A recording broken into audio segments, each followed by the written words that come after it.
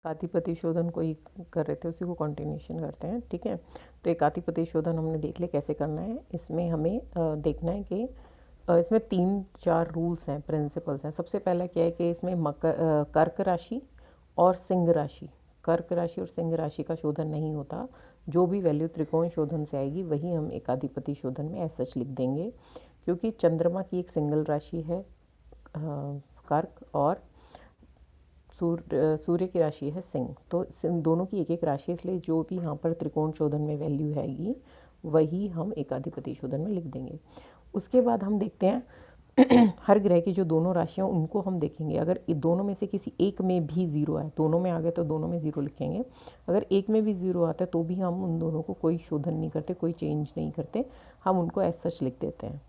अगर तो उसमें डिफरेंट वैल्यूज़ है, ज़ीरो अगर दोनों में ही वैल्यू है जो ज़ीरो नहीं है, मतलब ज़ीरो से ज़्यादा वैल्यूज़ हैं, तो उसके लिए हम क्या करेंगे वो मैं बताती हूँ। अभी फ़िलहाल आप देख लीजिए कि इसमें हमने जो अभी तक किया था वही था कि हमने जैसे अभी इसमें हमने मेष फॉर एक बार रिपीट कर रही हूँ मैं इसमें कि मेष राशि और वृश्चिक राशि है। ठीक है, इन दोनों में ये दोनों मंगल की राशि हैं। एक में मेष में 0 है और वृश्चिक में 8 है, तो इन दोनों का भी शोधन नहीं होगा क्योंकि मंगल की एक राशि में 0 आ गया, तो इसको हम ऐसा लिखेंगे। अभी हमने देखा था कि हमने सारा प्लेसमेंट करके देखा था, तो बेसिकली इसमें कुछ भी शोधन नहीं हुआ। अगर शोधन होना होता, मतलब क्योंकि इसमें क्या है, जो भी पेयर्स बन रहे हैं राशियों के, जैसे शनि के 10-11 हैं, तो उसमें एक में 0 आ रहा है, तो इसलिए इस कुंडली में जो जवाहरलाल नेहरू जी की कुंडली है इसमें त्रिकोण शोधन का कोई शोधन नहीं हो रहा है, सीधा वो एकाधिपति शोधन हो रहा है। अगर ये डिफरेंट वैल्यूज़ होती तो उस केस में क्या होता? सबसे पहला प्रिंसिपल तो कर्क और सिंह राशि वाला है कि उसका शोधन नहीं होगा। दूसरा है कि 0 आने पे दोनों में से किसी में तो शोधन नहीं होगा। तीसरा क्या है कि अगर हमारे पास, जैसे अभी इसमें हमने देखा था जो इनकी कुंडली है उसमें कौन सी राशि में कोई ग्रह बैठा है। अगर तो ग्रह बैठा है, सपोज करो फॉर एग्जांपल हमने राशि ली मेष और वृश्चिक। सपोज कीजिए वृश्चिक में ग्रह बैठा हुआ है, ग्रह बैठा है मतलब जो उनकी मेन कुंडली है, होरोस्कोप D1 चार्ट है, उसमें ग्रह बैठा है कोई भी एक वृश्चिक में, और मेष में कोई ग्रह नहीं बैठा है। उस केस में 3 कंडीशंस बनती हैं हमारे पास कि ये जो त्रिकोण शोधन की जो वैल्यूज़ हैं ये या तो होगा कि मेष राशि में ज़्यादा आए और वृश्चिक राशि में कम आए। दूसरा जो ऑप्शन होगा वो होगा कि मेष राशि में कम आए और वृश्चिक राशि में ज़्यादा आए। ठीक है, तीसरा ऑप्शन क्या है कि मतलब दोनों में बराबर आए। इसमें जब एक साइड में ग्रह बैठा है, एक राशि में ग्रह बैठा है, तो कैसे होगा कि तो जिस राशि में ग्रह है वो उसकी वैल्यू जनरली सेम रह जाती है, उसका शोधन नहीं होता, दूसरे का शोधन होता है। अब क्या शोधन के प्रिंसिपल हैं कि जिसमें अगर तो दूसरी राशि में ज़्यादा है और इसमें कम है 5 और 2, तो इसमें जितनी इसकी वैल्यू है जिसमें ग्रह बैठा है उतनी ही वैल्यू दूसरे की हो जाएगी। ठीक है, तो जो हमारे यहाँ पे 5 था, 5 को हम हटा देंगे, ये यहाँ पर भी वैल्यू 2 हो जाएगी शोधन करने के बाद। अगर इसकी वैल्यू ज़्यादा है जिसमें ग्रह बैठा है 5 और दूसरे की वैल्यू कम है, तो हम सीधा दूसरी वैल्यू को, दूसरी राशि में जो भी वैल्यू उसको 0 कर देंगे।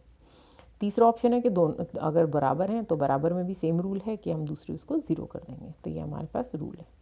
दूसरा क्या करते हैं, हम ऑप्शन रखते हैं कि दोनों ही राशियों में ग्रह नहीं बैठे हैं और दोनों ही नॉन ज़ीरो हैं, तो उस केस में भी 3 ऑप्शन है कि दोनों में से किसी एक राशि में ज़्यादा है, इनमें एक ज़्यादा है या बराबर है।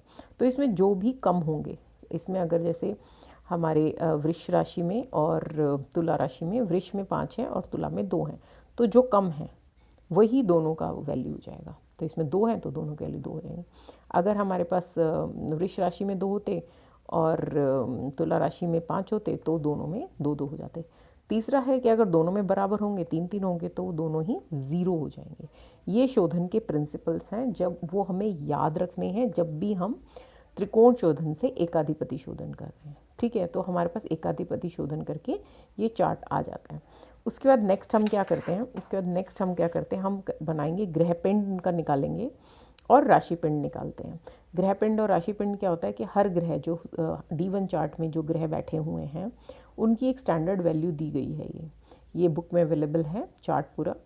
तो उसमें सूर्य को 5 मार्क्स दिए हैं, चंद्रमा को 5, मंगल को 8, बुध को 5, गुरु को 10 और शुक्र को 7 और शनि को 5।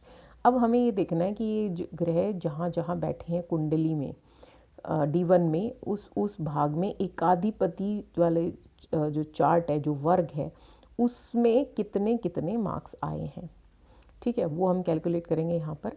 दूसरा आता है हमारे पास राशिपिंड। राशिपिंड तो पता है कि किस किस राशि में कितने मार्क्स हैं, तो वो हम ये मार्क्स कहाँ से देखेंगे, एकाधिपति शोधन करके जो हमारे पास वर्ग आया है उसमें से हम लेंगे कि मेष राशि में कितने मार्क्स थे, वृषभ में कितने हैं, वो सब चीज़ें हम इसके सामने, ये स्टैंडर्ड है इनके, कि मेष की वैल्यू 7 रहेगी, 7 के साथ मल्टीप्लाई करेंगे जो एकाधिपति शोधन में जो उसकी वैल्यू है।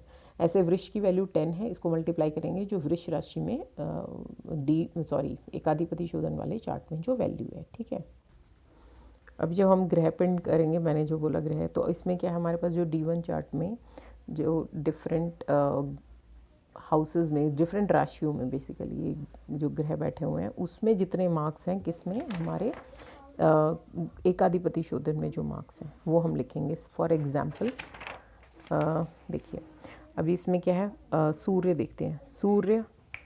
सूर्य हमारे पास वृश्चिक राशि में है, यहाँ पर वृश्चिक राशि में मार्क्स है 8, तो जो हमारे पास सूर्य के मार्क्स हैं, हमारे पास यहाँ पे सूर्य के मार्क्स है 5, वो तो इसमें गुणा में 8 हो जाएगा क्योंकि वृश्चिक में बैठा है।